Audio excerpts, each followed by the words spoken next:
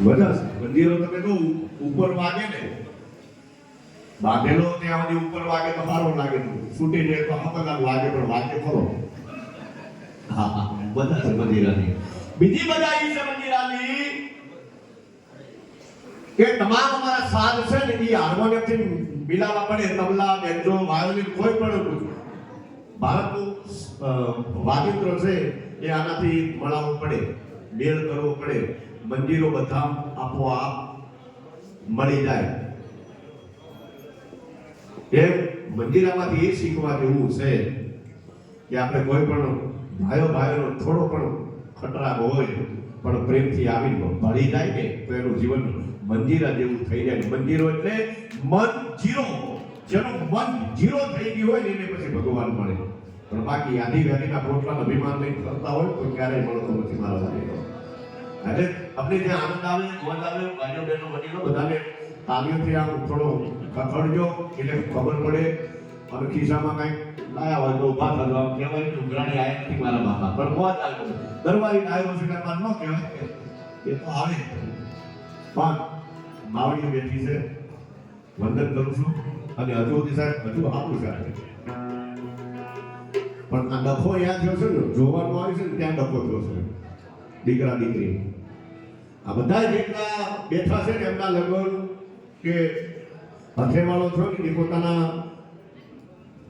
દાદાએ જોઈન કર્યા હોય, પોતાના માવતરે જોઈન કર્યા હોય અને 80-80 વર્ષ વર્ષ જીવી ગયા સાહેબ.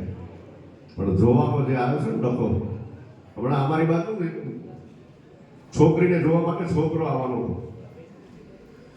એટલે ડોહાભાઈ ડોશીને કીધું, એ ડોશી હું ભણે છે શું સાહેબ?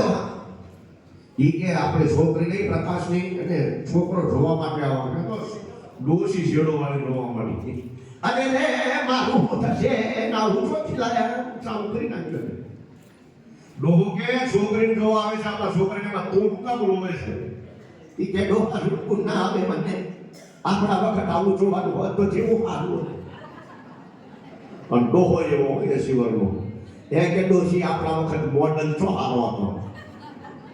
તમે વિચાર તો કરો સાહેબ, સારા મોડલ નતા જોયા વગર કરે એના નામ ગુજરા થઈ ગયા. મારા બાપ અત્યારે જોઈન કરીને 3 મહિને હગાઈ થાય, 6 મહિને લગ્ન, 12 મહિને છૂટાછેડા થવા માંડે છે. મારા બહુ વિચારવા જેવું છે મારા બાપ. કારણ કે ભજન હોય, ડાયરો હોય, સંતવાણી હોય, એમાં કઈક સારી વાતો થાય મારા બાપ. ટીવી ચેનલ અત્યારે એવી આવે છે, મોબાઈલમાં બધી ચેનલો તમે જો એટલી બધી જે છે યુટ્યુબ ચેનલ બધી, એમાં બધા સીન સારા આવતા નથી, બધા સીન ખરાબ આવતા નથી, છતાં જોવા પડે છે. કોઈ જોઈતું હોય કે બેન દીકરી, માં દીકરી. પણ એક અમારો ભજન ડાયરો સંતવાણી એ છે, એમાં પોતાનો જેઠ બેઠો હોય, બેન બેઠી હોય, દીકરી બેઠી હોય, મા બેઠી હોય, બાપ બેઠો હોય અને બધા આગળ આવે સાહેબ જેને આપણે એક આનંદ કરે ને એનું નામ અમારો સંતવાણી ભજન. વગાડો જોરદાર તાળી. બાકી સાહેબ હવે બધું ધીરે ધીરે દરબાર મુસાફર જાય છે મારા બાપ. એક વ્યક્તિનું એક આવી ગયું છે ને આટલું રમક બધા ગાડા કરી નાખ્યા.